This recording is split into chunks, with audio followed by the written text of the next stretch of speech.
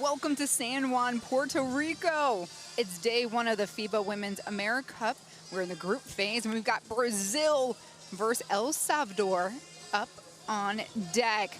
Welcome inside to the Roberto Clemente Coliseum, Despina Barton, alongside Natalia Melendez, the former Puerto Rico national team player. And Natalia, we've got two big teams ahead of us, but we got to look at what's already happened here today. Dominican Republic just fell to Argentina. The Virgin Islands also fell to Colombia earlier today. This is the third game of the afternoon, and this is a look at the FIBA World Ranking. Yes, we will see Team USA tomorrow. Today they are on a bye with Canada, so get ready for the #1 team in those FIBA rankings coming up in our coverage tomorrow. Welcome to the court now, the El Salvador team, as they do their introductions. I want to take this time, Natalia, just to kind of set the table here.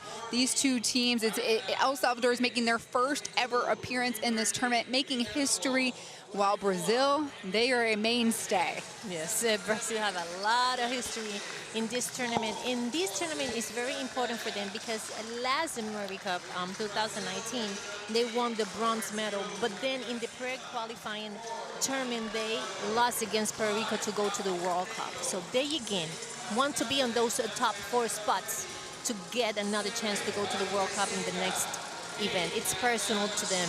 They prepare for this tournament, and I know that they are ready.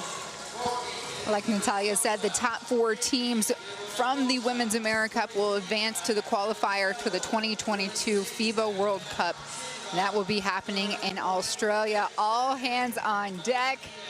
This Brazil team is ready to go. And as we continue with tradition, we are going to stand now and tune in to El Salvador's presentation of the flag and national anthem, followed by Brazil's national anthem and flag presentation.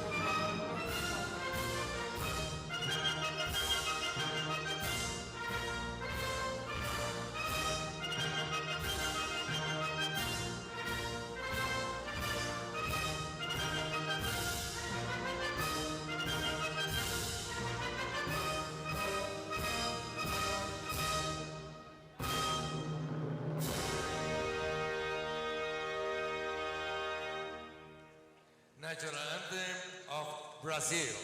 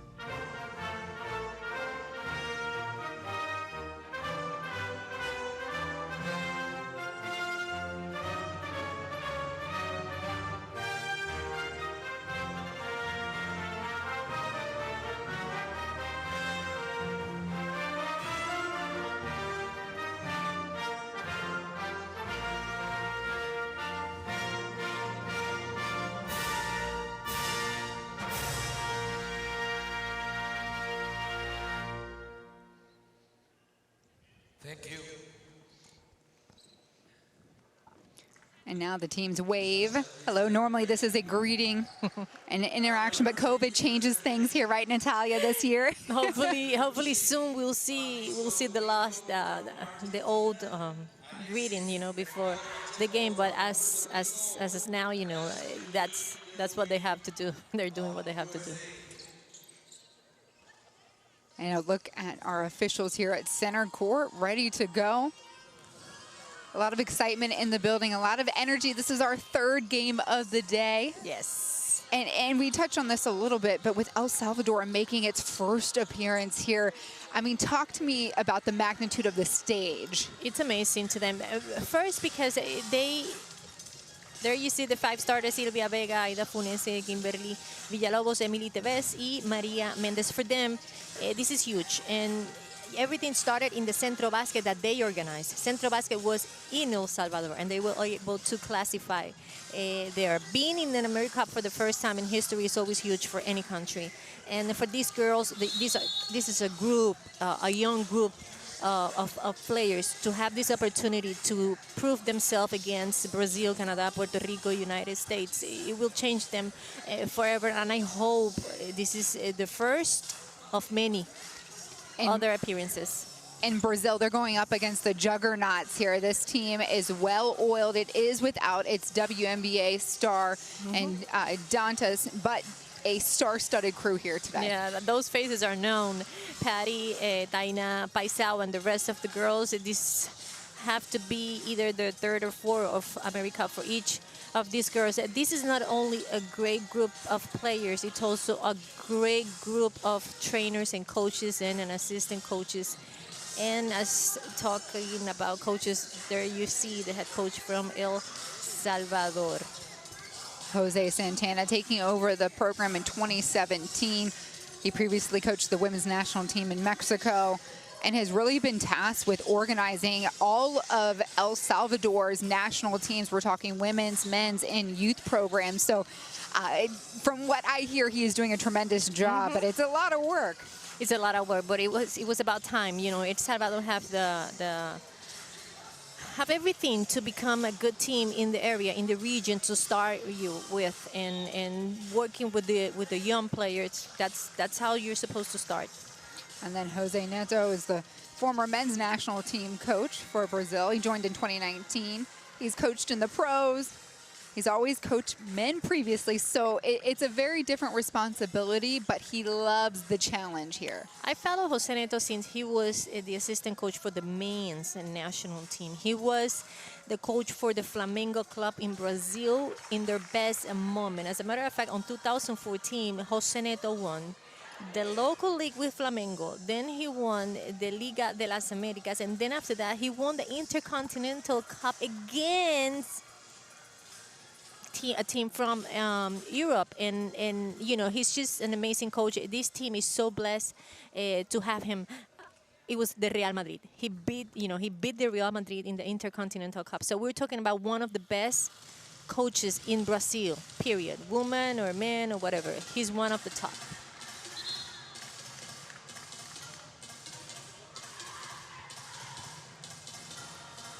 Final preparations have been made. It is game time. Tip off in 20 seconds.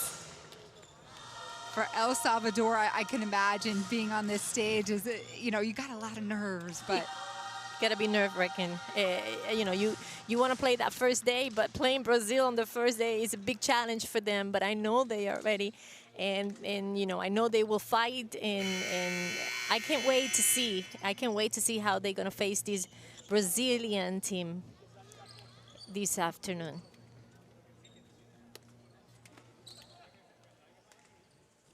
As we prepare for jump ball, it will be Erica de Souza, the veteran, 39 years old, stepping into the circle against El Salvador.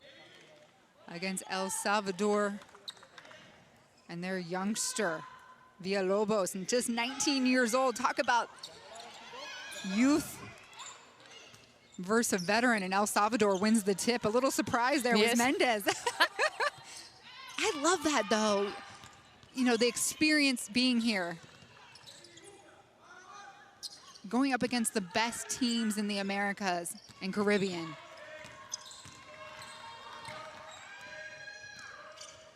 Great ball movement so far. Does it make it? Yes. Yes, Villalobos. I mean, what do you think about that first possession? That was good. That's exactly how you want to start. Making a layup. They surprise themselves with the tip ball. And then wide open look there to Shara.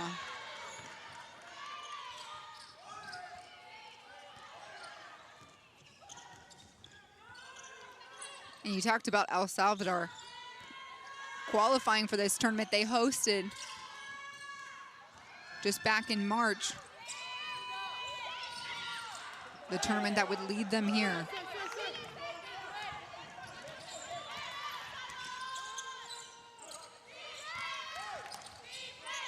Dos Santos tosses back out. Good pass. Comes right back to her, draws the foul. Patty and Dos Santos knows each other very, very well. She attacked the basket, Patty attacked the basket. And we'll see a lot of that with Dos Santos. Very strong player, young, but with a lot of experience. And there you see.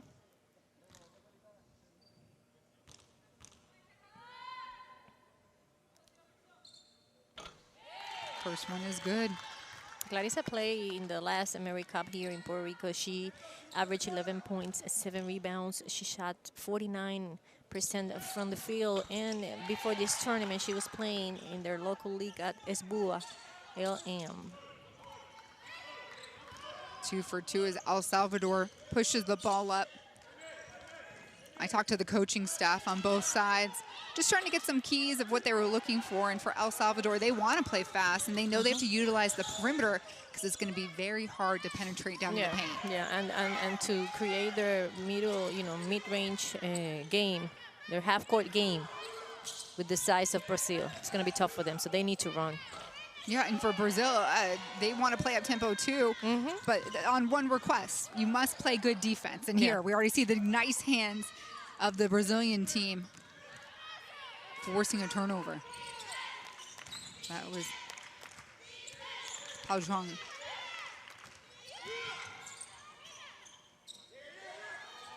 Wide open look for Patty. That's her second wide open shot. Usually she make those. She's one of the best three-point shooter for this Brazilian team. Good defense. Picking pockets, Costa, going coast to coast.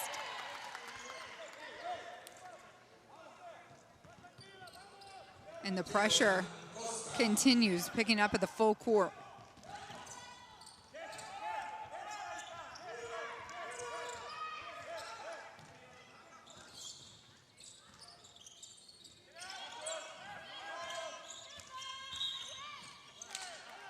A foul is drawn via Lobos.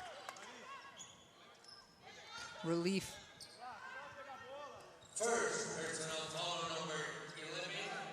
Good hands. It was a great steal. Finish with the layup. The first two for Deborah Costa. 14 seconds on the shot clock.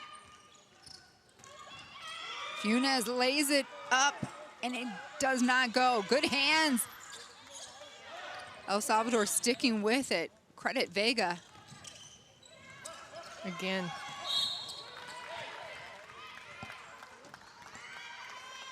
Deborah Costa. Picking pockets.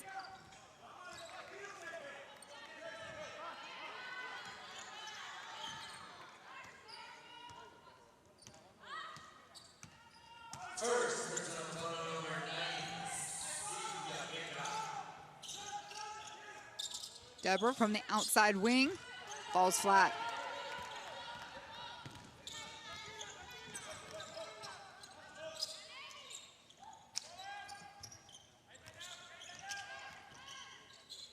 Yeah, Lobos, you know it's gonna go to her. It's gotta feel good to get those first two buckets. Yes, and you know, she's being smart, because if I would be her, I would want to attack the Zosa as well. She's slower than her. And another steal for Brazil's Costa. That's the Costa's third steal of the game. 2 have resulted in buckets in transition. Her team is up by 2.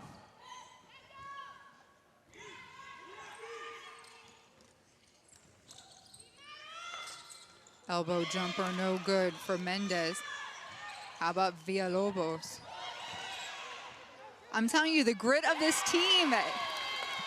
Sylvia Vega. They are all attacking the rebounds. This is very surprising beginning for this El Salvador team, and I'm liking what I'm seeing. I mean, being the newcomer and the underdog, there's not a whole lot of pressure on you. You gotta go hard, you gotta go hard, and that's exactly what they're doing. They're following their rebounds, they're following their shots.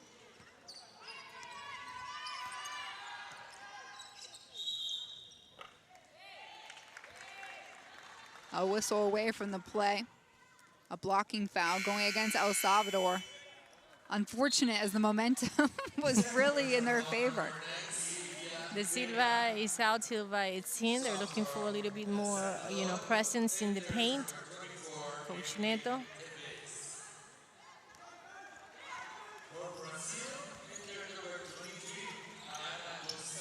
Goncalo. A lineup change here. Gonzalo is on the floor. Dos Santos, shot no good.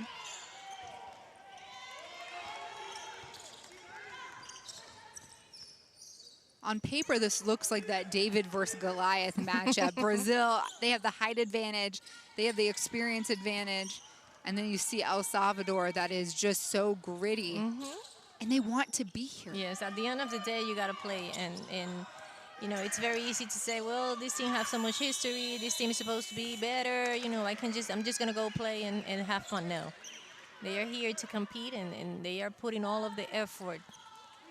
They are giving us a good show so far. And then wide open lane there from Gonzalo. A little bit of miscommunication in El Salvador's defense. And Gonzalo didn't miss a beat. She knew what she saw.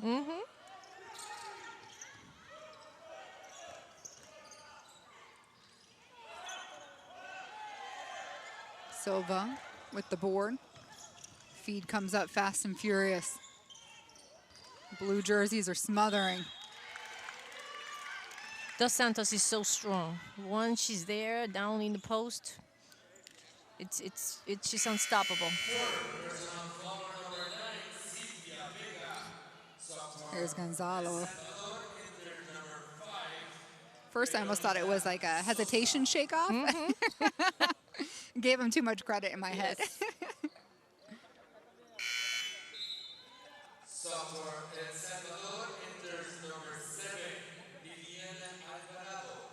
In the case of Dos Santos, she's been in this program, on the senior team, like for 8 years now. She's only 33. She's still got like 3 more years, probably 4 more years to go. Those are good news for this team.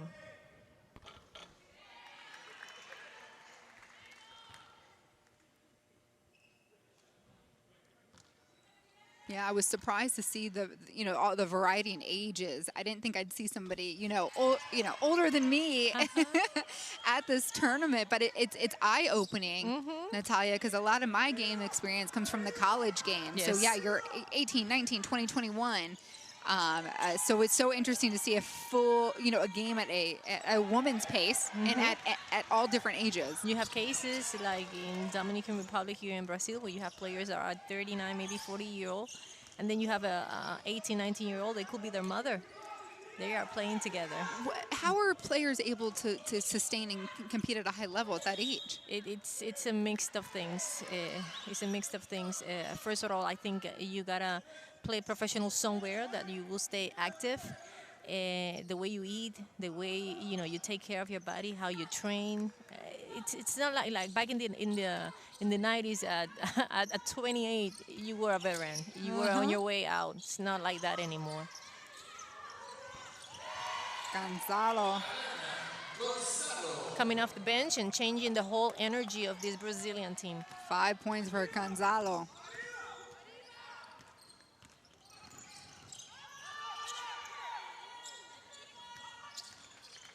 Great pass. And the reverse is made. A round of applause for Gabriela Vasquez. The thing with El Salvador is that they are very active. They will not stay still. They are constantly moving. Here is Gonzalo's great release. Beautiful. She have a beautiful form of her shooting. Look at that. Contact. She used her body. She finished with 2 points.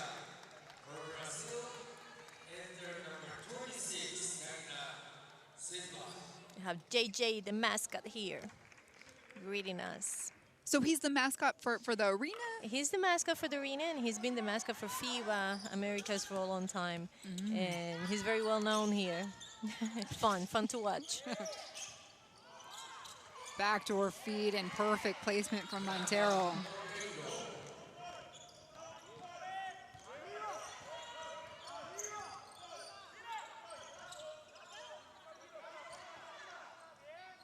Dribble, shot, drill, Veronica Sosa. The captain, I mean, this team keeps surprising you, doesn't it? Yes, Veronica Sosa. She was at the last center basket, and she did very well right there. That was an amazing shot. It was a grown-up shot. That's how we call it. Yep, at 30 years old, Veronica Sosa, the captain of this El Salvador team. The new kids on the block. And get this, Natalia, they have only taken 1 day off from practice since they learned that they were qualifying from Central Basketball. That's the way to do it. You know you are 1 day. in a disadvantage, so I applaud the coach for that, and we have to applaud the players, of course. It's a sacrifice. Yes, it's a 2 big straight months, sacrifice. over 2 months. That's a lot. Have you done anything in your career, in your life, for 2 straight months? No, not like that. But I'm happy. I'm happy to see them. I'm sure that in their country, back in El Salvador, everybody's happy to see them. As well as I was telling you, not having Mexico or Cuba here give us the opportunity of seeing other teams. It's sad not to have Cuba. It's sad not to be Mexico's because we're used to see them play. But 2 more spots are open, and El Salvador have one of those spots. And so far, they are taking advantage of it.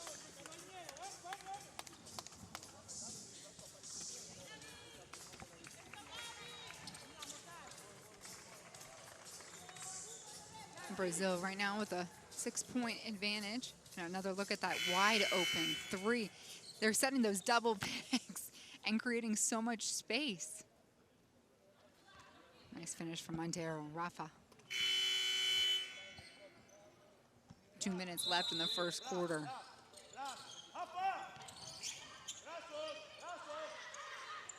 Open look, shot and shoot.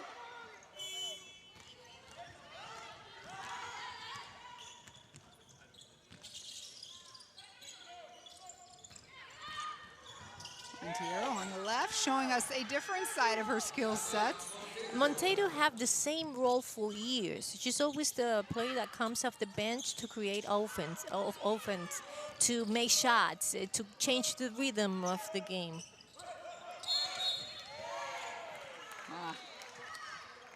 Great effort there by Silva.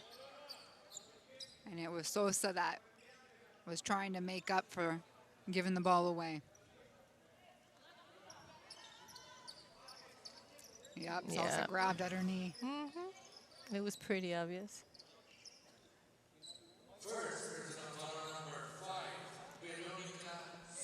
That's her first.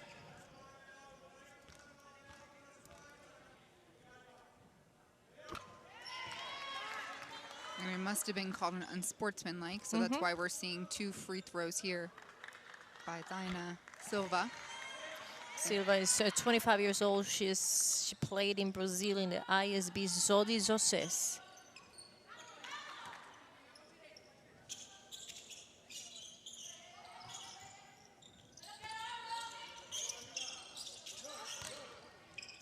Camila Silva will dip it back out.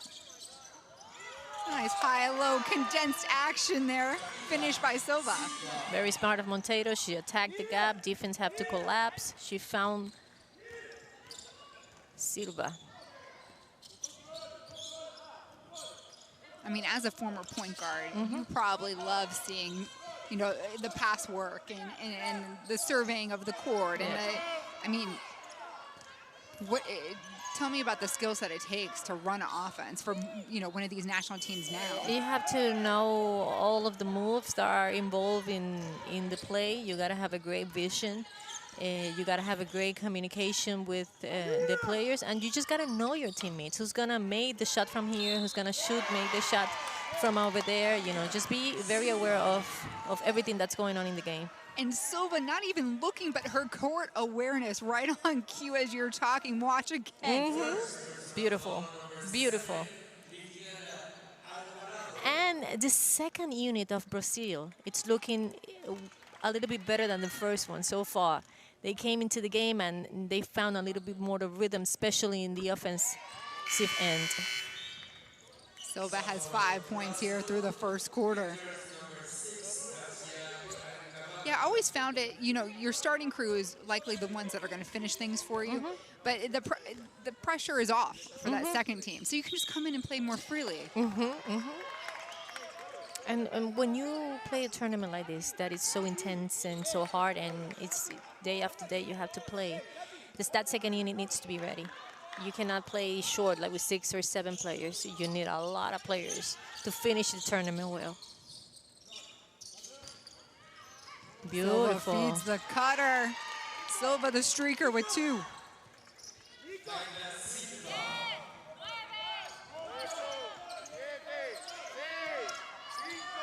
4 seconds. El Salvador throws it away. No shot. And at the end of the first quarter, it's Brazil that created a lot more separation. It's 28-11, Brazil.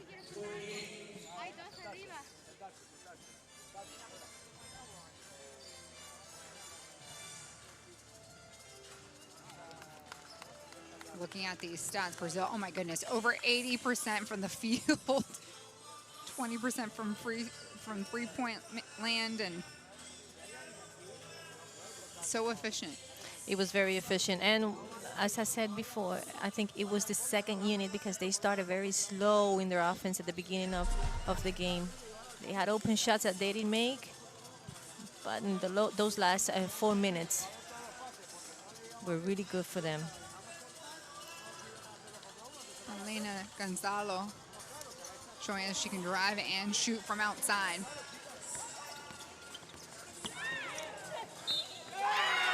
And the play of the game so far from Gabriel Vasquez for El Salvador. Got everybody on their feet in here.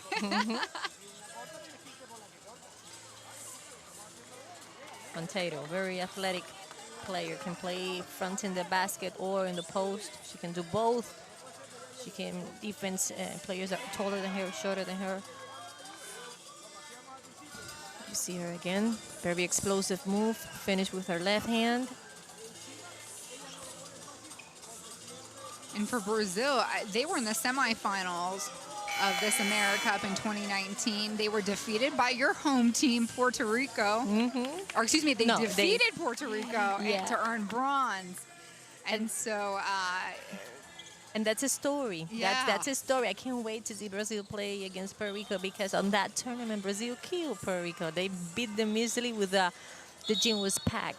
Remember, this was before COVID, but then both teams qualify and they end up on the same group in France. So everybody was expecting for Brazil to beat Puerto Rico for the World Championship, you know, very easily, and it didn't happen that way. So for them, like I said, and I know because I'm a good friend with Coach Neto, it's personal to be here. They want to go back to the pre-qualification tournament because that was the first time they didn't make it to the World Cup ever in their history. Ooh, you just gave me goosebumps.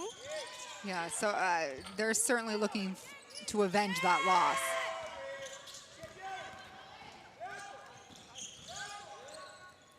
Garcia looking for somebody to make a move here for El Salvador. Her team down by 17 and touches it out of bounds.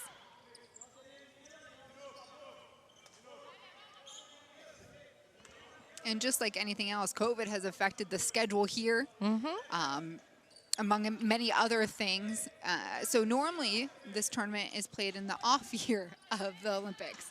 Well, just in over a month, the Olympics in Tokyo will take place. So some teams here are going to be using this as a refresh, a tune-up before the Olympic Games, which is pretty exciting. We're going to be able to see teams that are going to be competing.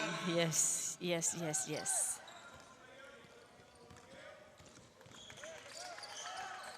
And for here in San Juan and the 2021 AmeriCup, we've got 10 of the best teams in the Americas and Caribbean, 120 athletes.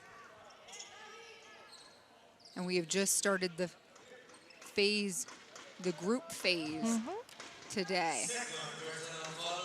3 of the teams that you guys are going to be seeing here already in the Olympics: Canada, United States, and Puerto Rico. Of course, maybe they're not exactly the same players, but some of the players will be in Tokyo. In the case of Canada, maybe you have 5 players that are not going to be playing here, but they will join, the team.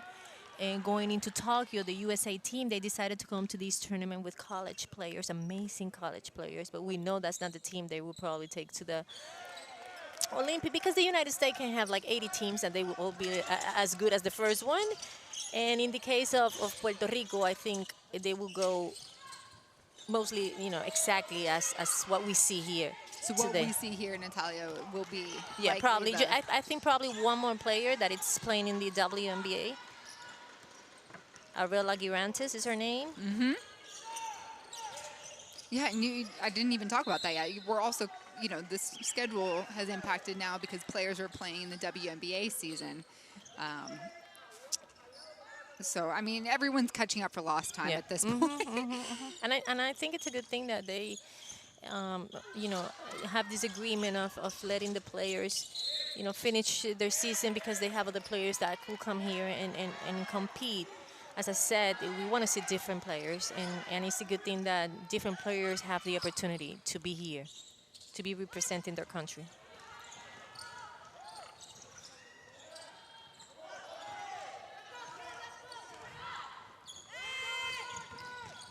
Montero feeds it perfectly up to Silva, and Brazil is rolling.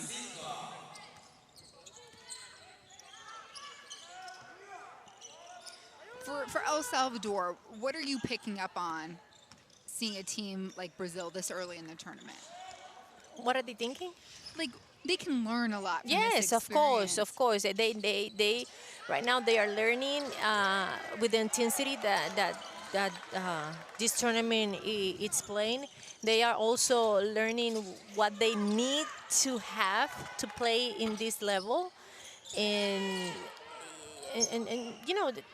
just day by day they will learn different things that they will add to their abilities.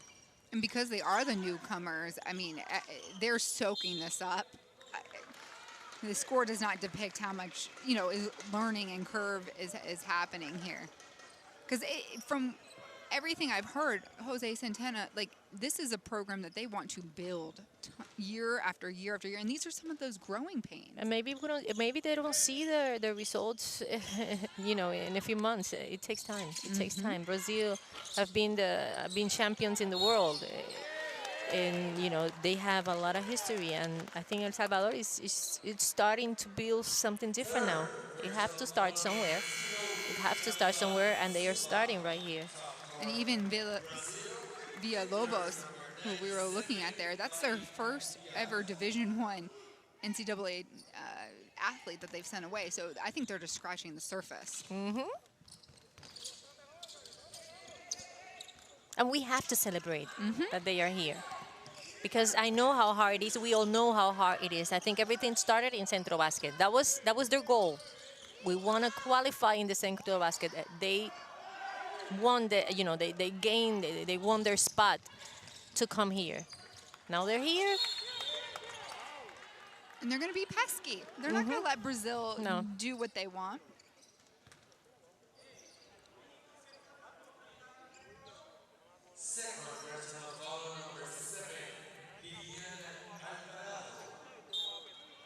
Another look with this take.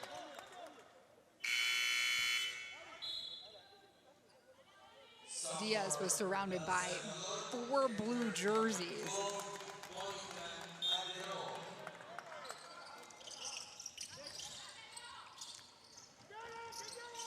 Montero. Pull up Jay.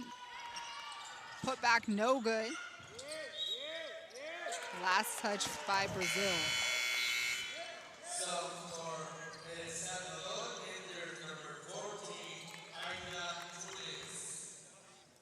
Coachable moments here. What do you think Coach Santana is, saying as each player comes off? Yeah, I love when coaches talk to players constantly. It means they care.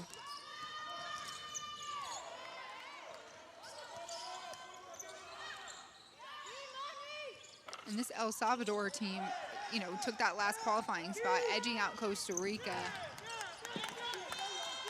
looking to make the most of their time here in Puerto Rico.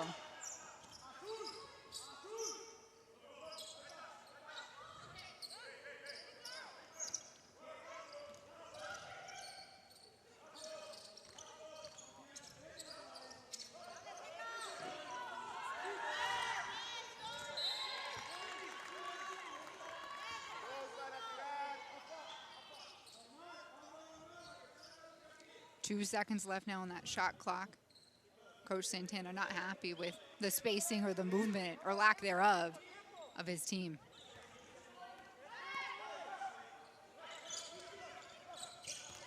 Ball is into Villalobos, not aware of the shot clock. Yeah, not aware of it. She needed to shot that ball, but it was hard. She had 2 people on top of her. Because the ball's going to go there. Yes, of course.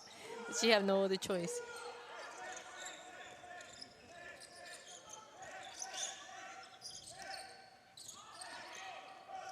2-3 zone for El Salvador. Cavalli. Oh, swinging through as the streaker, Cavalli. And that was Cavalli. She played in Veracruz Capinas in Brazil. She's 30 years old. She wasn't here in the last AmeriCup.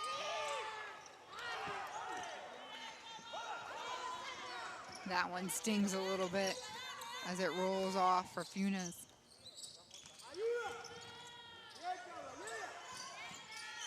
How about another? She felt good driving. Wanted to show the crowd here she can also shoot the 3-ball. Okay, again, Cavalli. Oh, her team really wants her to find a rhythm. If you're Brazil at this point, what do you hope to get out of this contest? No, you got to play hard regardless who you're playing against.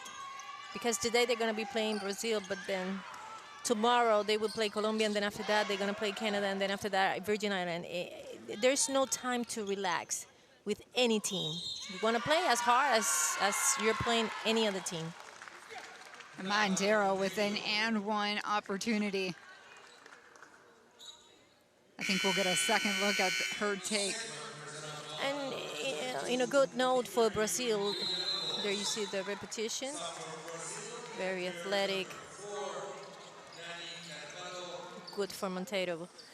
Brazil's been able to use the bench the whole second quarter. The 5 starters are at the bench. That's how good they are. And El Salvador taking this time to catch their breath. What I could pick up from the coach was that at the beginning of the game, they were penetrating. They were being very aggressive, attacking the gaps, attacking the basket. And all of a sudden, they stopped. They started passing too much the ball around, and it made that easy to defense. And the coach was telling them, you need to attack the gap. Keep attacking the gap. Don't be afraid. That's what he said. No tenga miedo. Don't be afraid. Keep attacking.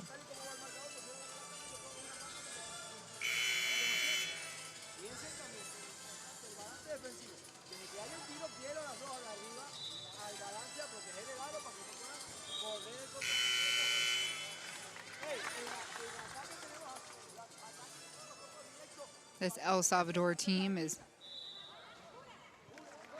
certainly wanting to pick up as much as it can against seeing Brazil. They're free tomorrow, so they can give their all today because they will rest tomorrow. Then on Sunday, they will play Colombia. On Monday, they will play Canada. And on Tuesday, they will play Virgin Island. In the case of Brazil, tomorrow they play Colombia. Sunday, they play Canada. And Monday, they play Virgin Islands. They rest on Tuesday. Oh, and then back-to-back with the Wednesday break before the quarterfinal round begins.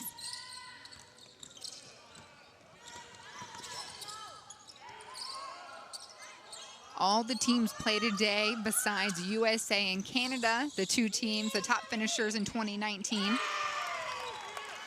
We will be able to show you USA and Canada starting tomorrow, Saturday, June 12th.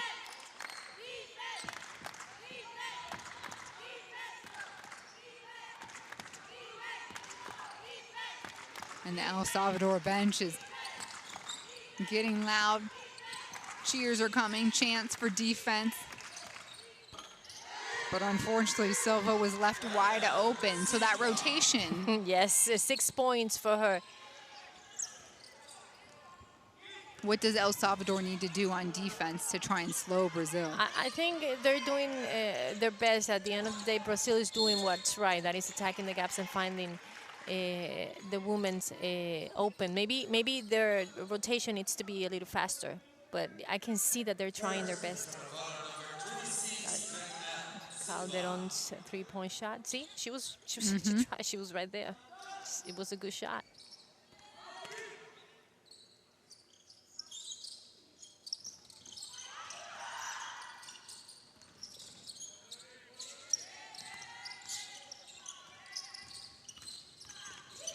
Good defense.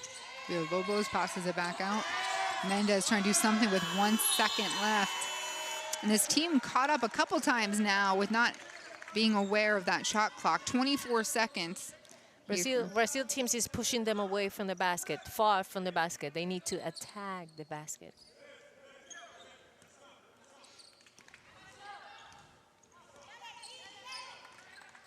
And that's hard. It's easy for me to say, but that's hard. Because El Salvador 4 and 5 player, the forward and the center are not as tall as everybody else. So you really don't have that post player that you can give the ball to. And now Carvalho is hitting on the other side of the court. So Brazil doing what they do best. And that's one of the strengths of this Brazilian team. They have post players that can play, in the post, but they also have great shooters. And in a tournament like this, you need that three-point shot.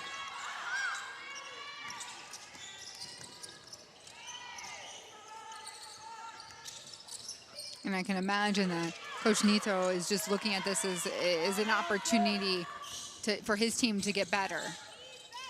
There's a saying that iron sharpens iron, and if this team gets to play at that 100% like we're seeing, they're competing against themselves. Exactly. There's the repetition. Monteiro, great pass, good move. Brazil have 4 3-points already, 4 of 14. They're shooting 28% from the three-point line. In the case of Silva, she already have 11 points and 7 rebounds. She's putting up some numbers. Make it 9.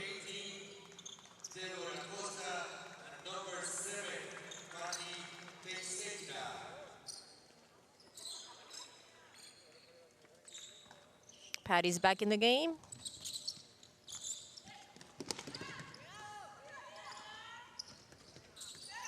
Oh, picking pockets was Costa. She's fun to watch. She's so easy for her.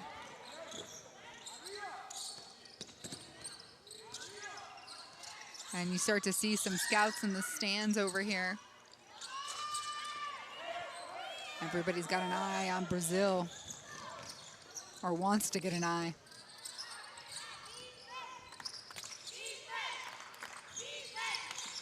Skip pass over to Carvalho. No go.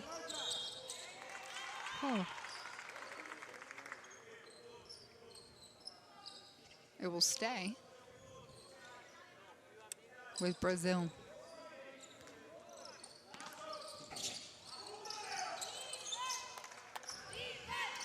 And to think that Brazil is missing its leading scorer, Damiris Dantas.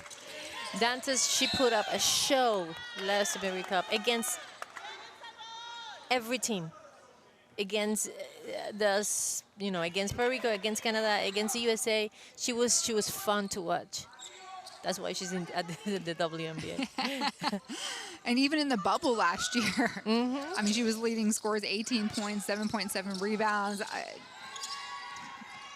She is a tremendously talented athlete. And Monica Calderon for El Salvador will hit a nice jumper at the top of the key for 3. Boom. Oh, an eye for an eye. Yeah, I got mine too.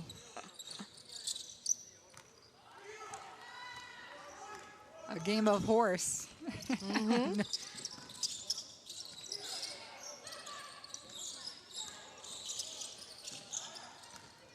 Sosa, floater off.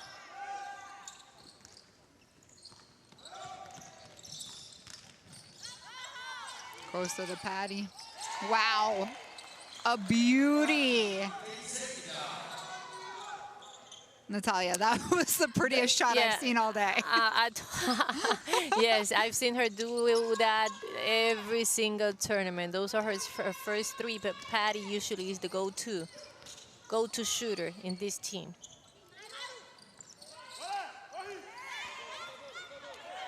"18 seconds to the end of this first half.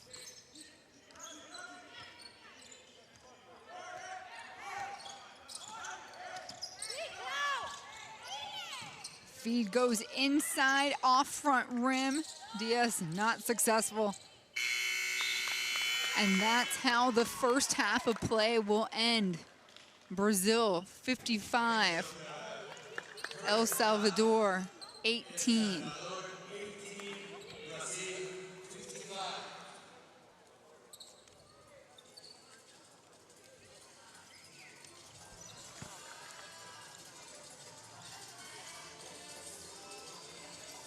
Natalia, looking at these stats, they're clear as day of why Brazil is where they are at this point. Brazil is dominating every facet of the game. Rebounds, there's a 10 rebound difference, 25-15 assists, 13-3 steals, 7-3.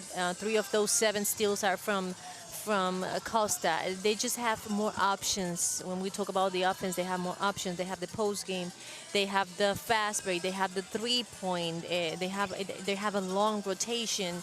That second unit came and brought so much energy for them. This is a very, very talented team. In the other hand, I like the effort that El Salvador is showing. You know, they are trying to play defense. They are trying to rotate.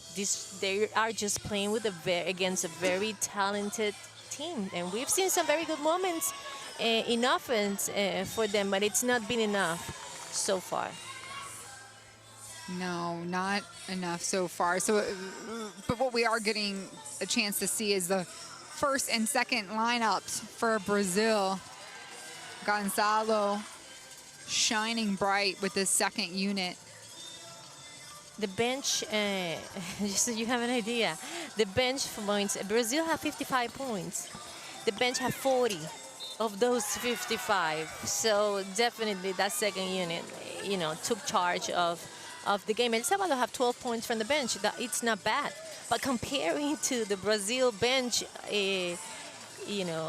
points, there's a big difference. Points in the paint, 28 for Brazil, 6 for El Salvador. Second chance point, 8 for Brazil, 2 for El Salvador. This is a very important statistic. Fast break points, 11 for Brazil.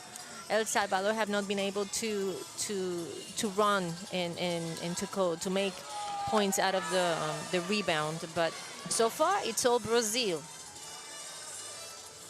All Brazil is this could be their tune-up for the rest of the tournament. It's just the first day of group play. And you are looking at Group A. Brazil, 15. They're ranked 15th in the FIBA World Rankings. El Salvador, 85. They're the newcomers and making their first appearance here at the AmeriCup after earning the final qualifying spot in the Central Basket Tournament back in March. A David versus Goliath matchup, but one that El Salvador is not backing down from. They're staying pesky. See how they move the ball. Shooters are ready to shoot. Shooters shoot. That's what they do. It was Steiner there. Good pass, good movement of the ball. Boom. Another three for Brazil. That's Monteiro. Offensive rebound. If I had Silva underneath the bucket for me, rebounding, I would shoot anywhere on the court. That's true. That's true. That's very true. So people have an idea. Brazil have been in 14 AmeriCups. Gold on 1997, 2001, 2003, 2009, and 2011. Silver in 89, 93, 99, in 2005, and bronze on 2007, 2013, and 2019.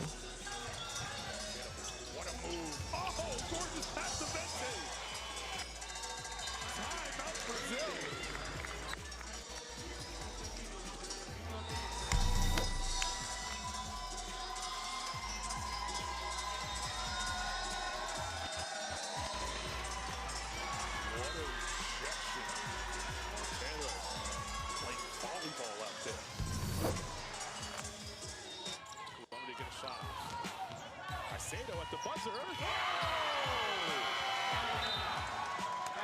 Caicedo to end the third quarter in grand fashion. Here's Hill crossing over, driving in, bucket and the foul. What a tough layup. She got hit in the face and she just get up like nothing.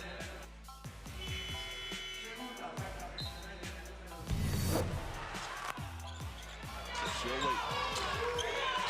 Kente guarding her. Reynoso sets the screen. Asperua switches on her. Morton, tough shot. Got it to go. 2.4 seconds to play.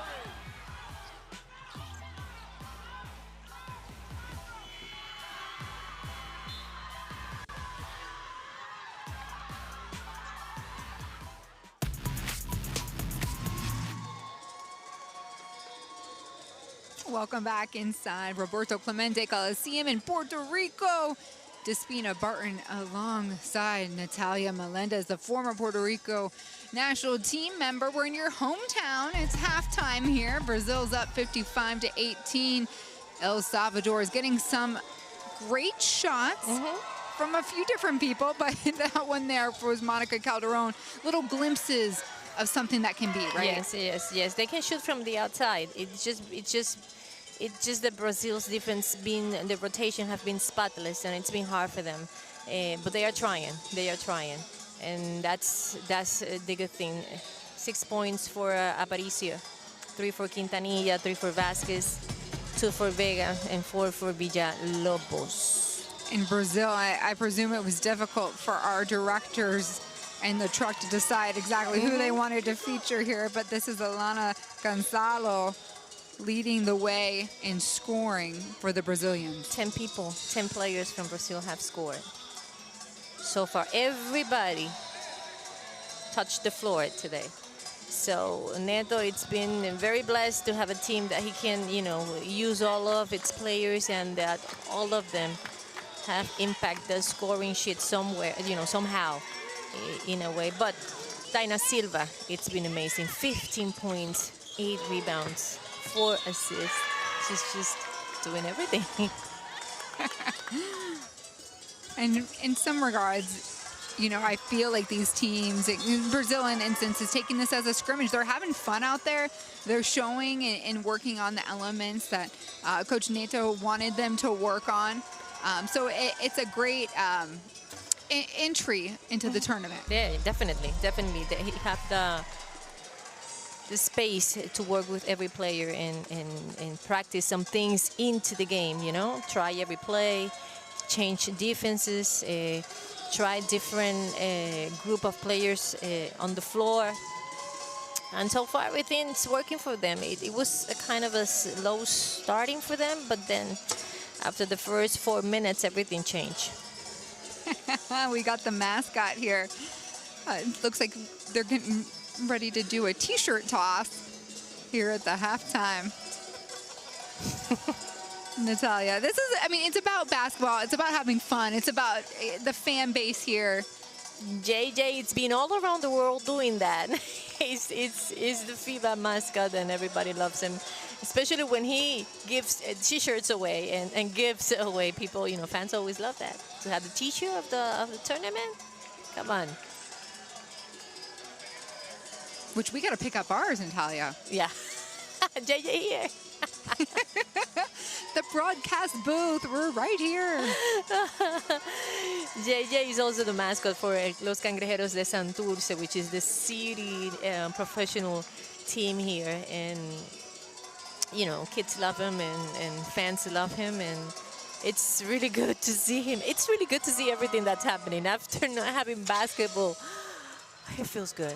Feels good to be in the cathedral of basketball, having JJ, having our fans coming in. We have to remember the next game, Puerto Rico is coming up next. So it's just good. It's just good to see women's basketball. Yep, the primetime game. Like you said, next up, Puerto Rico in the house, and they're, of course, the host nation. Puerto Rico, Venezuela. And there's a lot of Venezuelans living here in the island, so we'll probably see some people from Venezuela as well. And I know when I flew in a couple nights ago, the airport was packed. Yes. Lots of people coming here.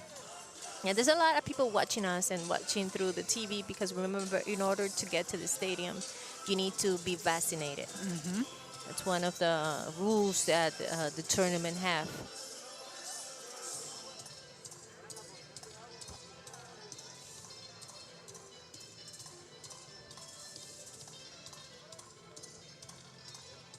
Yeah, the FIBA has put in place very stringent COVID safety protocols. And upon arrival, you have to show a negative test. You're at a hotel with the players. Are they having what are they eating? Like everybody's separated? Or So there's a detailed schedule, Natalia. So Yes. every team has a certain window where they're available to eat and grab their food. They don't have to stay. They can grab and go. And then I know, as I was awaiting my results, someone from the hotel was able to drop off my food, drop off anything I needed in the meantime. But yes, everything is scheduled out. Everybody is separate. I've been seeing players run in the hallways by themselves. You can get a little stir crazy. I'm kind of jealous that you live here and you get to go home every night. Yes. And it's been raining, and I feel so bad for you guys and for the players and everybody, because it's been raining a lot. You're not being able to, to see the sun coming out. But I'm glad everybody's having a good time, and the most important of all that, there is, everybody's safe. Everybody's safe and taken care of. Yeah. And that's what it's about. We've seen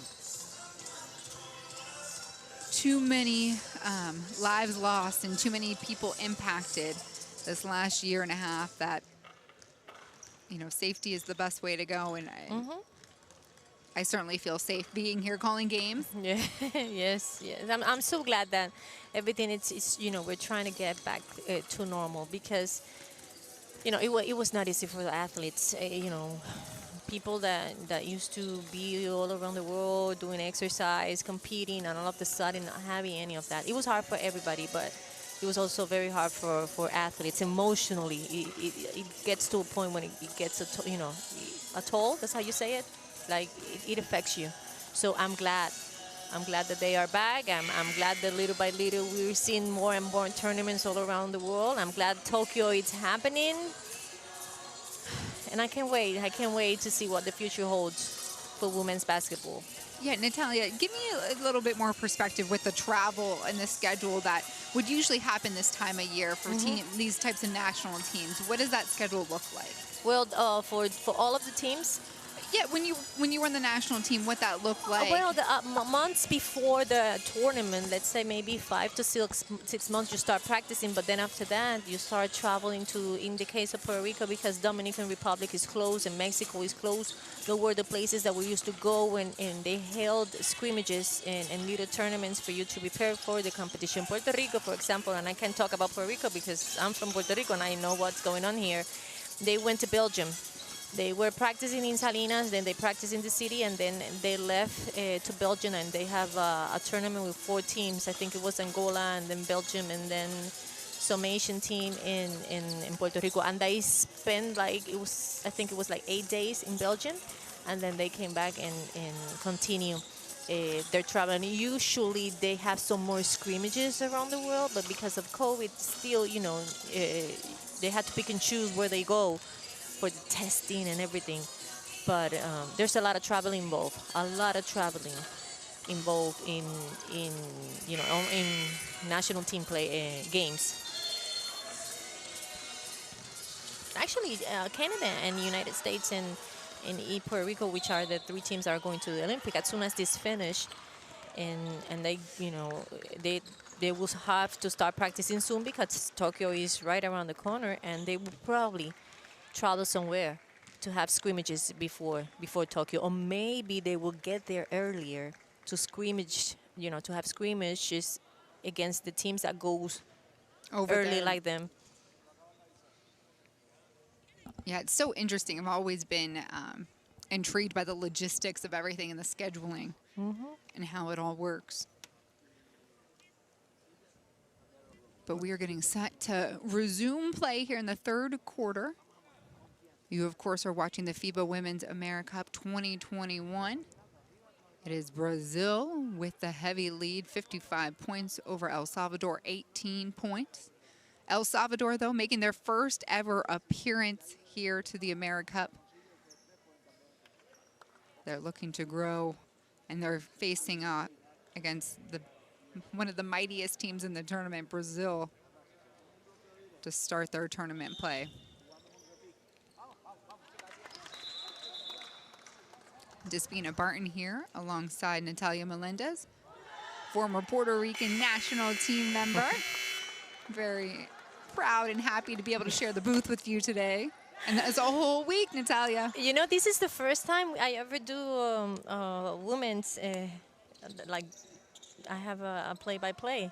So I feel so proud to have you right next to me. I think you're amazing, and I think there's a revolution in women's sports, and I'm very happy that FIBA decided to do this, not because we're women, but because we have the ability to do it, and that we're ready to do so. So let's hope this is the beginning of many other experiences. Stripped right away to get the party started. Costa. Make sure that they all know who she is. Deborah.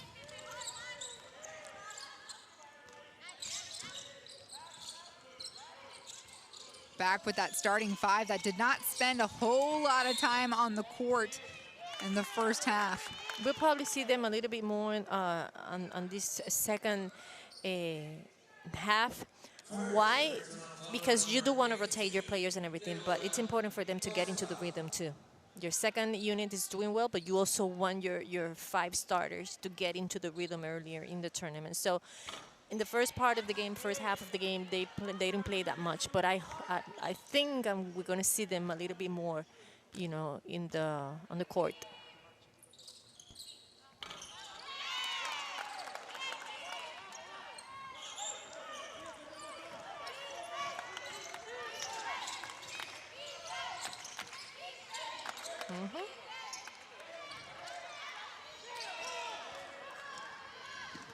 A miss there by De Souza. A gift to El Salvador. Loose ball gets picked up by De Souza.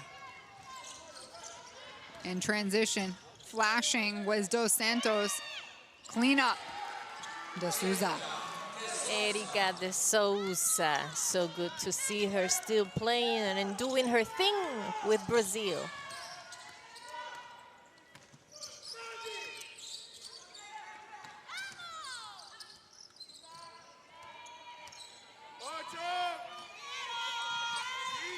Five seconds on the shot clock.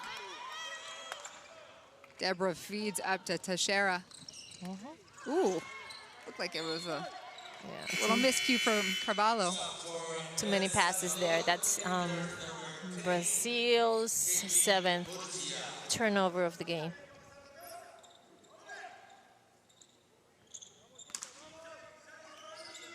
Still putting pressure. Full court. Now, do you expect them to do that no matter who they're playing? Yeah, of course. Okay, so they're known for their full court pressure. Yes, they are. They are. It's, you know, when you relax in this level, you sometimes you can get hurt. So you just want to play like you will play any team. You play hard. If you are a team that likes to press, you will press.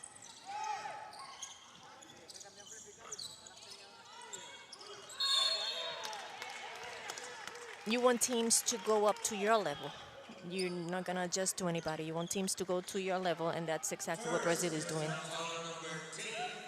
They will not slow down for a second. Another look at the Villalobos jumper. That was just a long two for the visiting team. And Mancorso dos Santos just, you know, this team knows what to do. They make their cuts.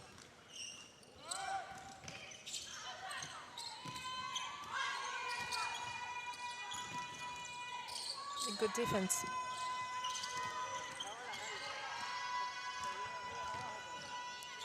Villalobos shot goes down. The 19-year-old who was key in securing El Salvador's AmeriCup berth is doing well here today. 9 points, but yeah, de Souza. Edgar had 4 points, 2 rebounds.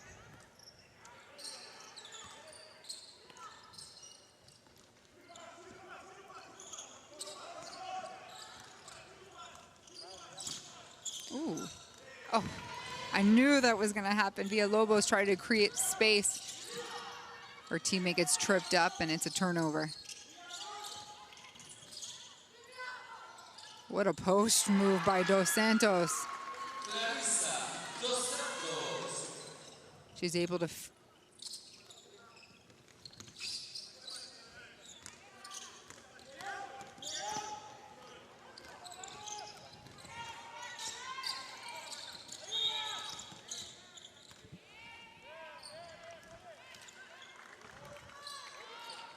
Neto have Costa with Nicole Garcia. Because she's the pure point guard from El Salvador teams, and he wants anybody else to get that ball from her, but not her. I'm sorry. And Brazil's already identified that, so they're covering her. See, Costas is full court with her. They want anybody else to receive but her. Let the 3 or let the 4 or let the 2 be the point guard, but not her, not Garcia. And that will break their whole offense system.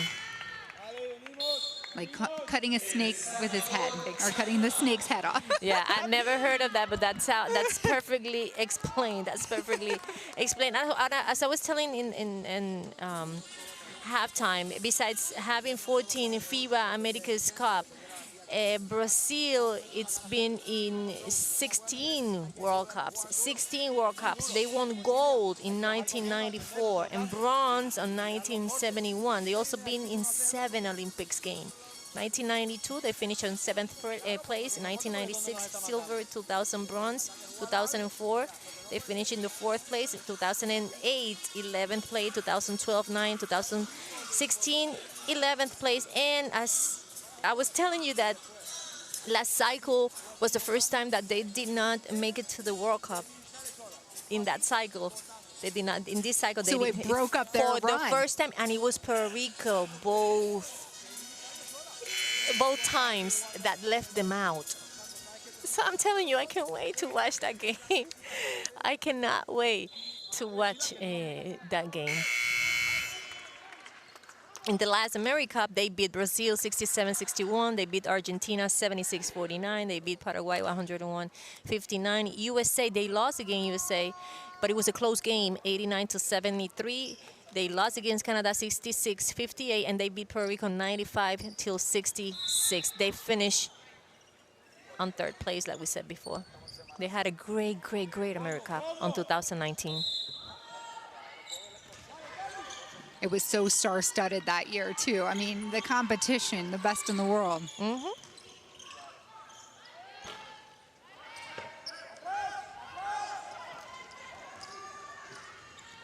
Feed up quickly to Dos Santos. Tracks down her own rebound. Got him back. It's point 11 and 12 for her. That's her second rebound of the game. Villalobos gets it back to Garcia. And a whistle away from the ball. It's going to go against Brazil. Mm-hmm. Their third team foul.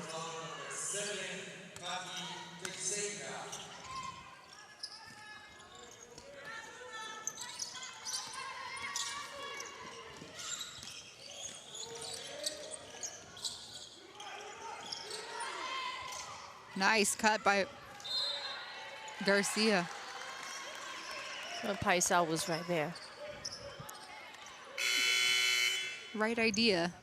Sophomore El Salvador, intern number 14, Aida Funes. That's El Salvador's turnover number 21.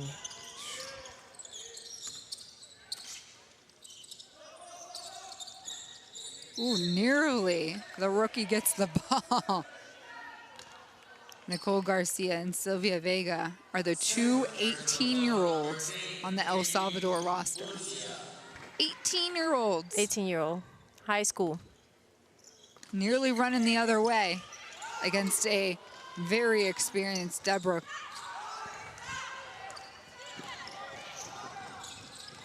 For some reason, and I was trying to do my research, Garcia, she was training in Mexico. I don't know if it's maybe because she has some family in Mexico, or I don't know what it was, but I know she was training in Mexico before joining this El Salvador team. So she was there for school. For school? Schooling. And so I was talking to the El Salvador, one of the assistant coaches, and she had mentioned about a photo that went viral. It was with Nicole Garcia, and it was showing the height differential with That Team was her? El Salvador. Yes, and I think it was USA. I remember. So it went viral, right? And so she was telling me that not only did Nicole Garcia get invited to some junior NBA camps on scholarships, she also got offered some educational scholarships to go along with her schooling in Mexico. That photo. That's amazing. You know what? I saw the picture. Me too. I saw the picture, and I think I shared that picture. That's amazing. Thanks for sharing that story. So that is Nicole wow. Garcia. And I was wondering what she was doing in Mexico. Well, it's a long story. Sit down. We've got time, Natalia. We've got time. Thank you, Despina. Despina is doing her homework. We should get that picture, though. Yes. I would love to show everybody at home watching what it looked like. We probably won't go viral. We'll take a picture with her. We're not tall enough, Natalia. I stand at a whopping 5'7". I'm 5'9", a little bit taller than you, but still. Oh, Erica De Souza here on the free throw line, the 39-year-old, 6'6" center and veteran, misses her second shot in the corner. Costa. El Salvador racing.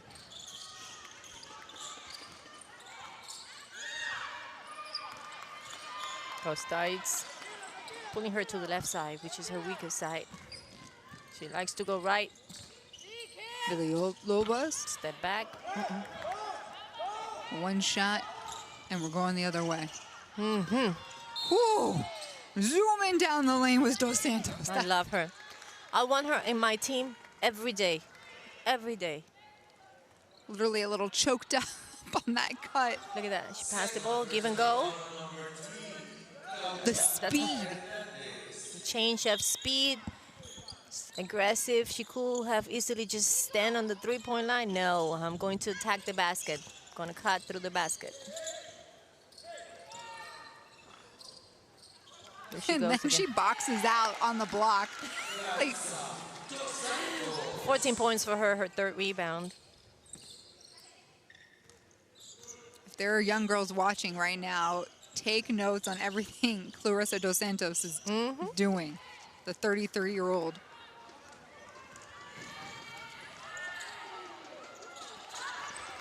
And what a good friend here, Teixeira, to clean up the miss by Costa.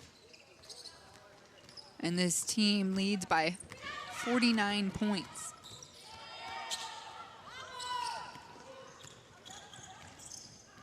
Oof.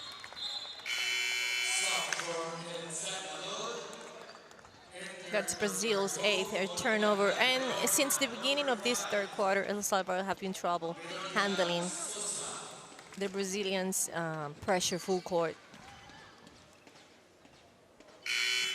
And like you said, they have Nicole Garcia shadowed out there. And they kept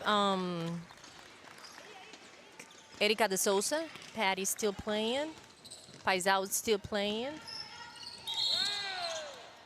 The five starter, four of them are still playing. It makes sense.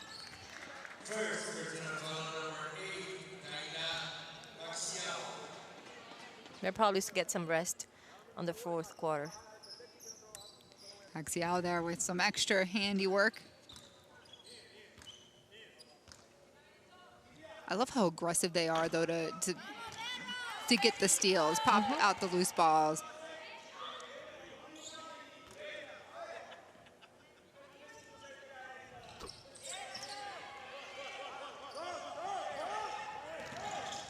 And I would assume that is exactly what this team plans to do all tournament long. Feed Erika de Souza. 18 points, fast break for Brazil.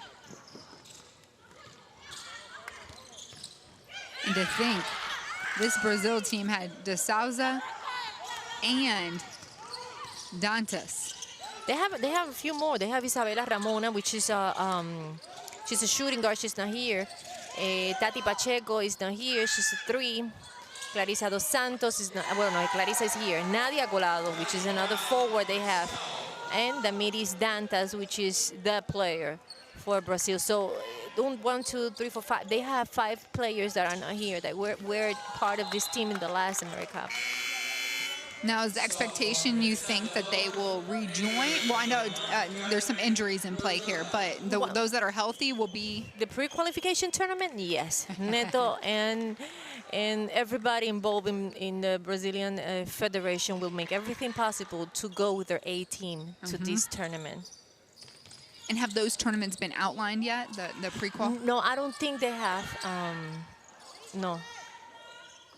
They probably are. I'm not sure, but I haven't heard anything. No. I can imagine, just as you and I are, one game at a time as far as our focus goes. And for, like you said, Canada, USA, Puerto Rico, right now, this is what's front of mind, but really the Olympics is what is taking up most of their headspace. Paxiao. Nice jumper. And I mean, this Brazil team is, turning this into a little bit of a practice, a scrimmage, as they should. You know what? I saw them practicing yesterday. I was here. They practiced in the afternoon. And I was very impressed because it was a day before today. It was before, they had a game today. And they were practicing so hard that my first thought was, oh my God, these girls are having a game tomorrow and they are scrimmaging so hard. this is the result.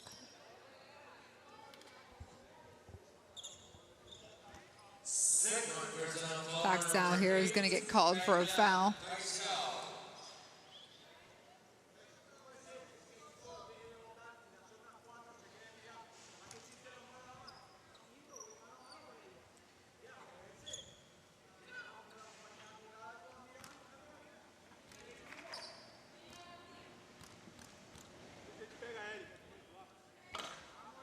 Garcia misses her first.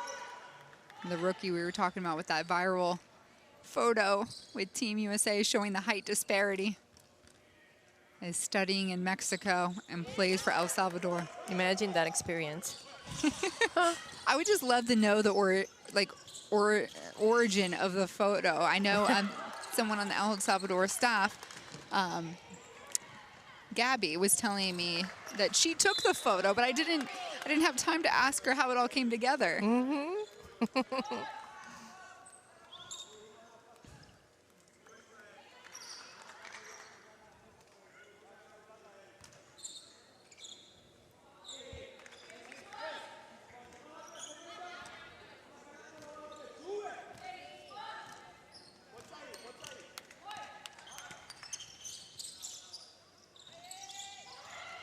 Wide open again. This one doesn't go down for Paxio. Loose ball on the floor. And DeSouza's still there. He called a foul.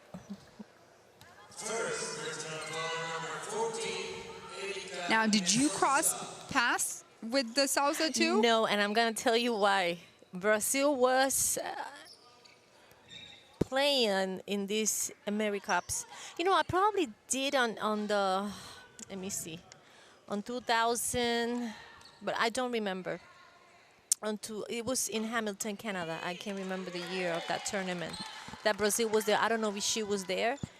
But when she was younger, the Brazil team was in a whole different level, and Puerto Rico was still trying to compete in the Central America area. You know, we were never in this level. So probably in that pre-Americas tournament, that I think it was the first time, and I was there in Hamilton, Canada, but I can't remember if she was there. But Brazil was there.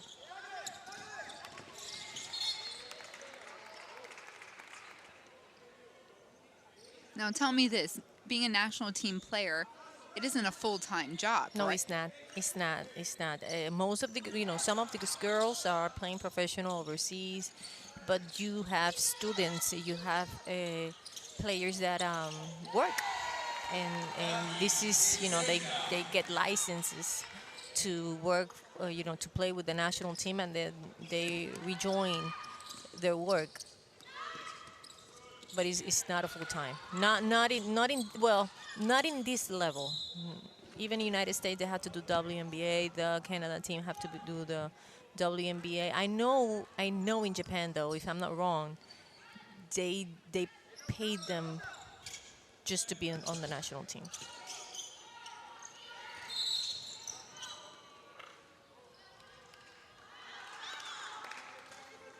Yeah, with many of our women's teams in Orlando, where I'm from too, it's like a seasonal job. And then it's on you to stay in shape, which is wild to me. Yeah, it's very hard.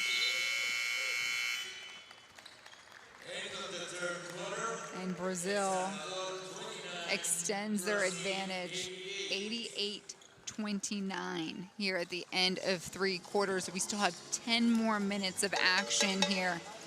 It is the first day of group play. 3rd game of the evening. Next up, we'll see Puerto Rico, but this is what the stats look like. Different, very different. 91% from the free throw line, Brazil, which is great. First quarter was 28-11, Brazil. Second one was 27-7. Brazil, third one was at 33-11, Brazil. So it's been hard at the for El Salvador so far, but they are trying.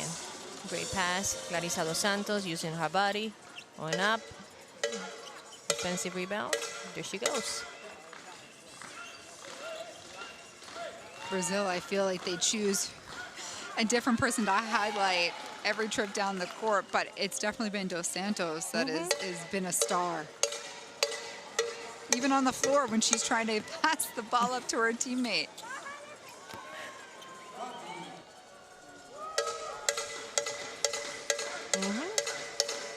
Erika Dos Santos, 40-year-old, running the court down like that.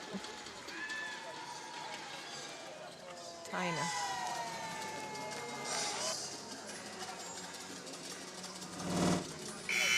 El Salvador, the new kids on the block, making their first ever appearance here in the AmeriCup.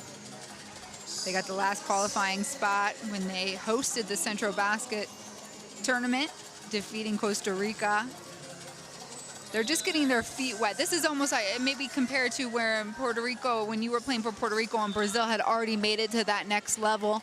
There are different stages of their national team growth. You know, I compare it like this. Puerto Rico is going to go to the Olympics. And this is how it's going to be. You know what I mean? They started by dominating the Caribbean.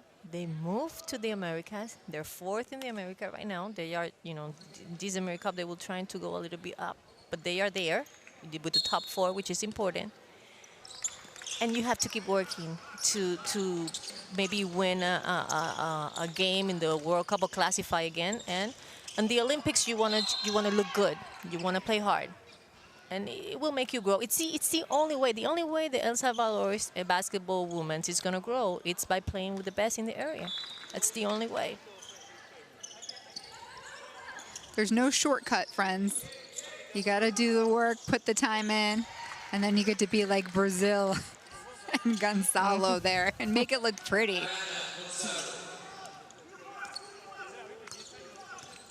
And obviously not every country has the means and the club status and the ability to create within to keep feeding the system. But it's a starting point, and I love the investment in women's sports. Yes, it takes money. It takes money, but it takes also people who want to invest.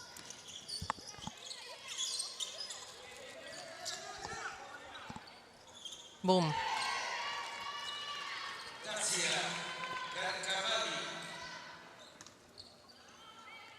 That's her second three-point. They're off of the game.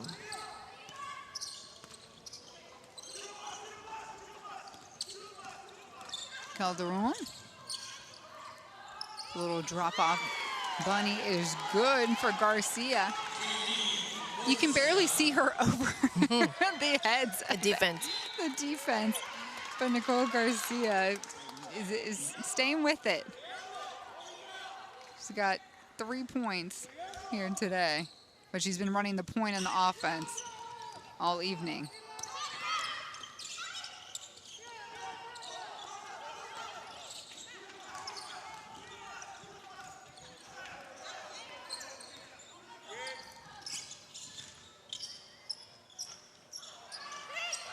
Put back. Good job. Right place, right time, Carmen Ayola.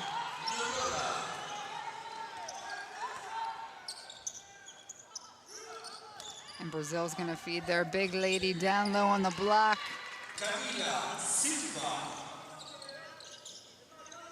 Silva with 7 tonight. 54 points for Brazil in the paint.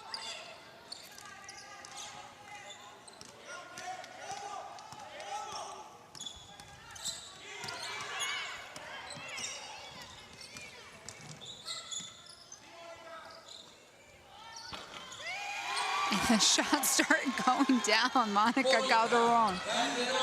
Calderon is a good shooter. Yeah. She's a good shooter. Great pass. Good hands in the paint. A foul against El Salvador. So the tallest player on the court right now, Camila Silva. She's 6'8", and she's only 20 years old, and she's going to the University of South Carolina. Which we will see her coach tomorrow, Dawn Staley, who is coaching Team USA. and I believe is in the stands to our right, but my eyes could be deceiving me. No, that's her. Okay. Natalia and I have been at this gym for lots of hours. Sometimes my eyes aren't always trusty. So she's here watching her player go to work and scouting the team at the same time. She's done such a terrific job with this USA team.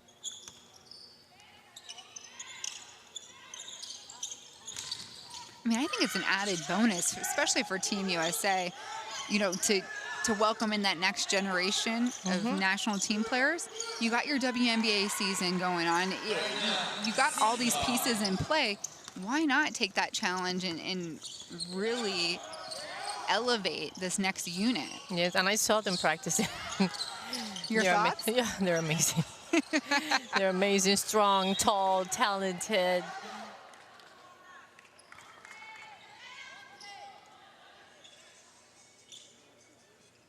I'm excited to see one of the players I covered in high school. Which one? That's a part of this team, Destiny Henderson from Fort Myers, Florida. So I'm excited to be, you know, at least go full circle when I see them play tomorrow. Montero running the floor. 11 points for Montero. 72% from the field.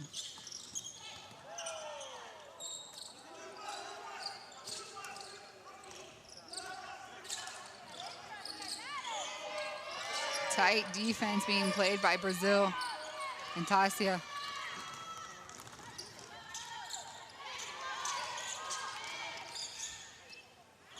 Lana left wide open, ball does not go down. Villalobos up and over, deflected by Silva.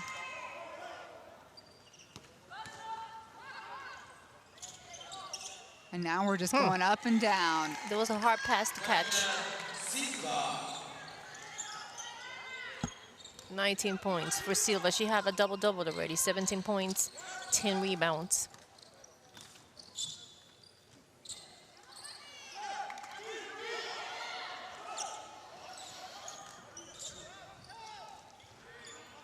Silva squares up. 20 years old. I always try to think back at what I was doing at 20 years old, or what you were you on the national team at 20 years old? Yeah. Okay. Yeah, I was, at 17, 18, 19, 20, 21. Yeah. Yeah. I mean, you can't even, legally do some things in the states of Florida, in Florida at 20 years old. And the sacrifice all of these young ladies are making to represent their countries and be here at the AmeriCup. And, I'm very excited to see what's going to happen to Camilo Silva. Being, at the University of South Carolina. We are seeing one player here, and this is her first year with the University of South Carolina. Imagine how her third year after being with Don Stanley will be. After 2 years in her hands, she's going to be a monster. She's going to be a monster. And Brazil Federation, the Federation from Brazil, have to be very happy about that. So much emotion being here.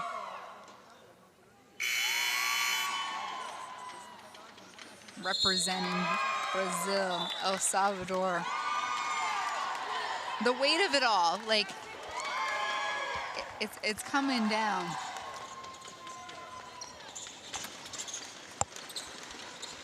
I thought something stood out when you were telling me earlier about your experience in playing for the national team and all over, and you said the friendships that you kept. Yes.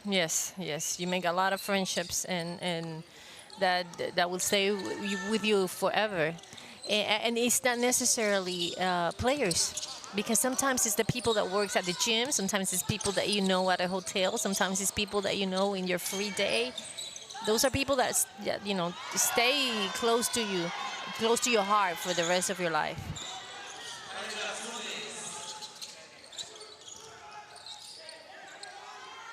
Yeah, basketball is what got you there and what is happening, but you're right, everything around you becomes a part of that experience. Those are the people that are taking care of you, the people that works at the gym, that works at a hotel, and stuff like that. And you always remember them.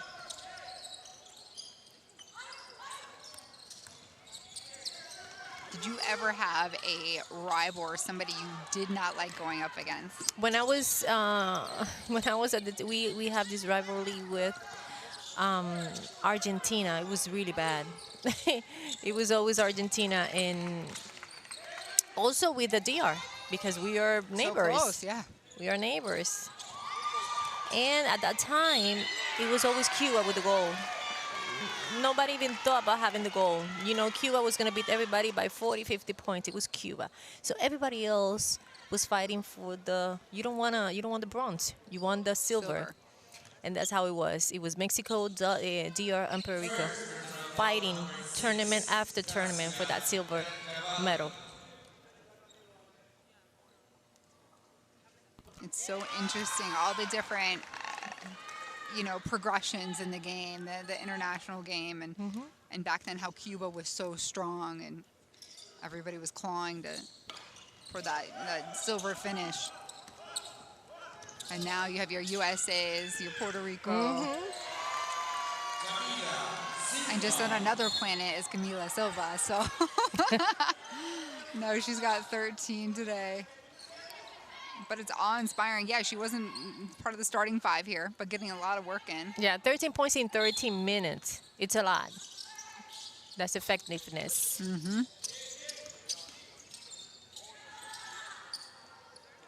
And goes in for the putback. She's sly with her approach, too. It's not like she was going in there and banging bodies. She slipped in unnoticed, which is nearly impossible. How do you do that at 6'8"?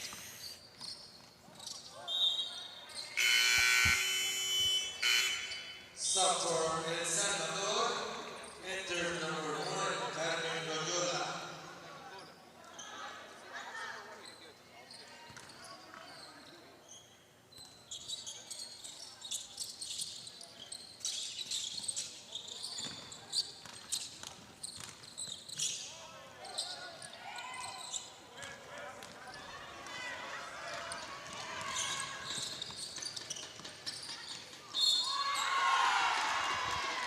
All day, Brazil's been able to execute this motion offense. Cutters have been slowed down. It's very hard to defense because Silva and both Silvas run down the court, being the 4 and the 5. And it's hard when you have the whole team running down. They will always have options to pass that ball during the fast break. So you have to explain to me a little bit. So Natalia, this Brazilian team, they have first names and last names, but some of the jerseys have the first name and some have the last name. And is that just how they prefer to be known, or what you know history? What? We'll have to ask after this game is done. But I think they use some sort of it's not a nickname. I don't know how to explain it. But we'll find out after this game. I've been doing this for years, and I always ask myself the same question. Yeah, because so Orlando, we have the Orlando Pride, the women's NWSL soccer league, and so we have Marta, who is Brazilian, obviously a hero in Brazil. Yes, and she goes by Marta, which is obviously her first name, and. Yeah, we need to get a little explainer from the team. We need a little history lesson. We'll talk to Neto soon. As the time passes, I also seen lately that a lot of athletes are preferring to use their mother's last name, not their father's last name. Many athletes have been raised for their mothers, just like many athletes have been raised by their fathers. But it's something that I see happening more often lately. Like in our local league, you see a lot of the guys are using their mother's last name in their uniform. What a tribute. That was a nice steal from El Salvador. Ooh. Cross-court pass actually makes it. But Brazil speeding down the other way. Wow, that's going to be tough to stop. I love Cavalli's shot. It's beautiful. She's a really good shooter. A nice surprise because I never heard of her before. It was very Steve Nash. Yeah, it was a great looking shot.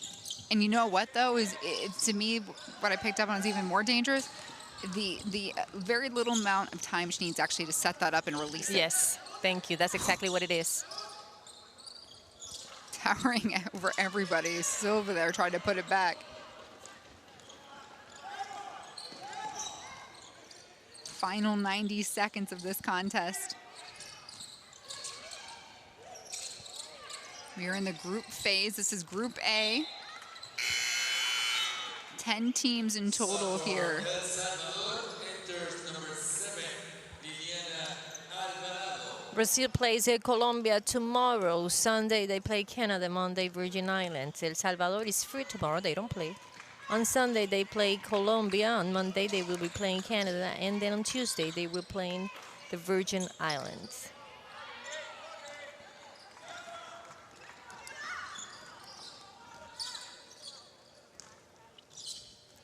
Nice. Oh.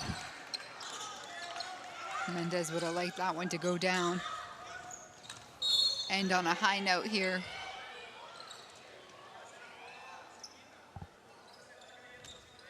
Everyone in a yellow jersey going to make sure that Silva's okay. What's wild is I'm pretty sure Silva was second string or even third string on the floor for Brazil. Mm-hmm.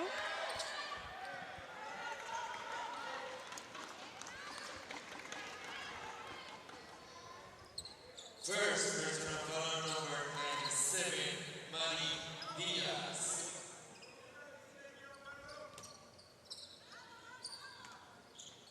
Until the very last minutes, we will see the full court pressure from Brazil. Nice. Good look, squaring up and finds the glass for Tevez. Those are her first two.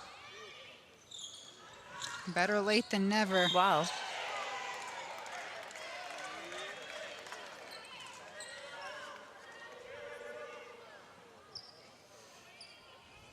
That was a hard foul. Second, personal foul number 24, Emily Davis.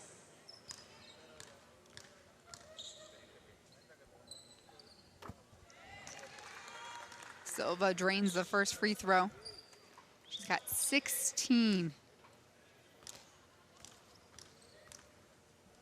You know, one of the most important things that a forward needs to have, or a very tall player, is to make those free throws, because they will receive a lot of fouls down the post. And in the case of Camila Silva, it seems to me that she's very good at it.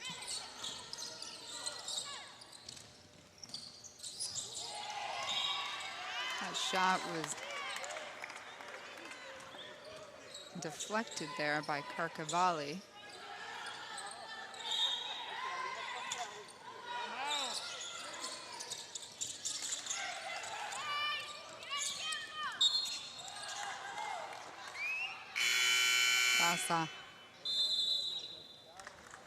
All over. You know, in our first game of the day, we saw a little bit of windedness in the second half. I don't see it. Are you seeing these two teams? Windiness. Well, sorry, get winded. Get a little bit tired. Yes, yes, yes, yes, yes, yes. Yes, yes. That first day of it's always really hard. It's always really hard, and you have so much energy at the beginning because it's your first game, and you have all of a sudden you start getting tired, and sometimes it has to do more with the emotional part of you than the physical part of you. But this is a tough tournament. If you see the score 115 and 43, it's been very physical. You're constantly hitting each other, defense full court, a lot of fast breaks. So yes, it's normal to be tired at this moment.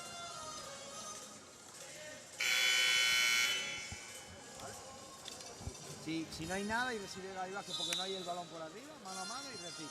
¿Vale? Vamos.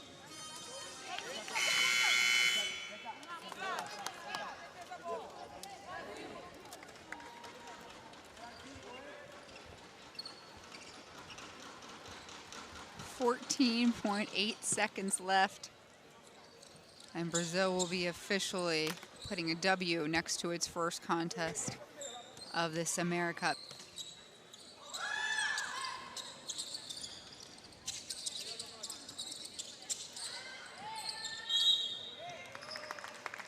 Jump ball, so it will stay with El Salvador.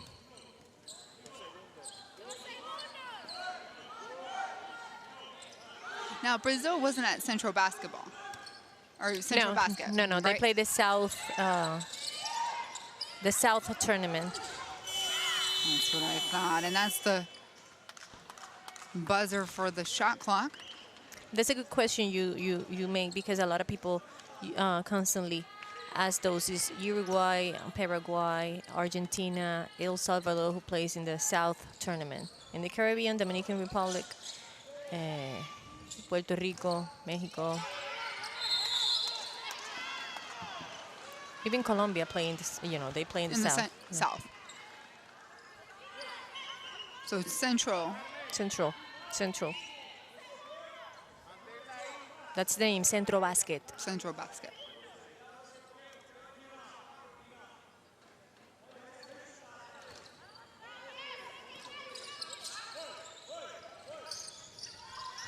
Final shot of the game goes up and in for Tassa Carcavali. As if Brazil needed an exclamation point next to this one. They're gonna win this 118 to 43. Shake it up. Game one is in the books for these two teams. Brazil feeling good as they wave goodbye to El Salvador. Lots of respect between these two teams. That's the word. That's the word I will use. A lot of respect from the Brazilian team to the El Salvador team and vice versa. And you could see it even as later in the game they were helping each other up off the ground. Sportsmanship top notch. That's the best part of sports, and they are waving their fans because they brought some fans to Puerto Rico. Even a flag. That's pretty cool. And you're looking at the top scorers in this game. We saw both Silvas doing work for Brazil, and Villalobos for El Salvador. But these two teams will rest up. There's more games to play, but before we leave you, we're gonna show you some second half highlights, because this was an all-day affair. Costa just ripping the ball away on the top court, moving this team in transition.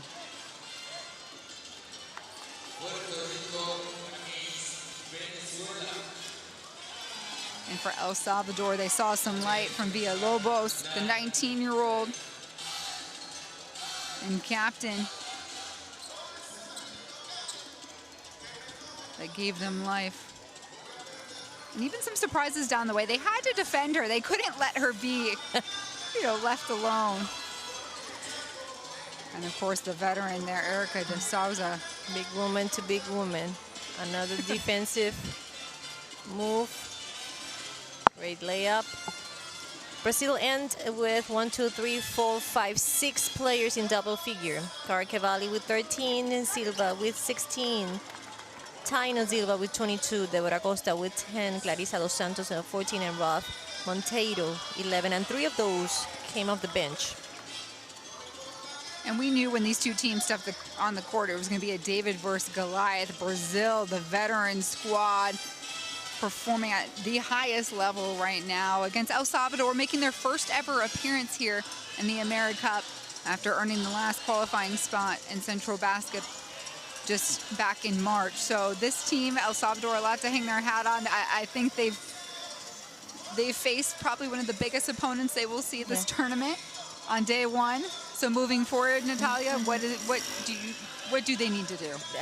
They just need to keep working and doing what they did well here, which was playing defense, running down the court, attacking in the basket. The truth of the matter, Despina, is that this Brazilian team was way better than the El Salvador team, and we have to say it, how it is.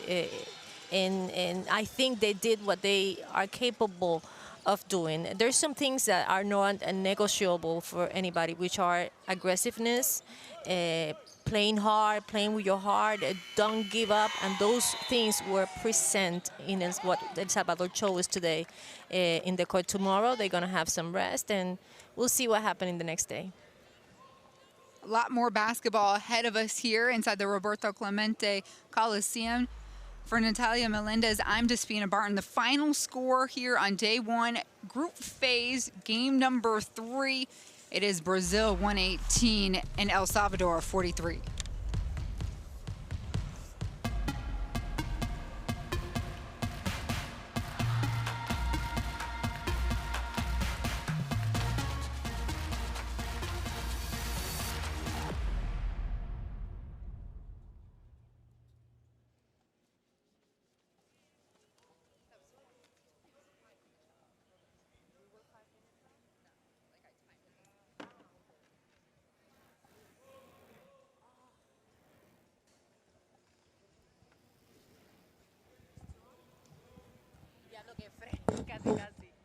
Casi caballo. Wow. Ahora, Wow. Nata, Brasil le jugó como si esto fuese... Ellas están encojonadas, ellas van a jugarle hacia todo. No, ella, esto es, o sea, yo no te voy a dar... Ni un break. No, es que tienes que hacerlo porque tú no quieres empezar lento. Tú. No. La última jugada, faltando 15 segundos, para el piso a buscar un Sí, jumbo. yo pensé lo mismo. Yo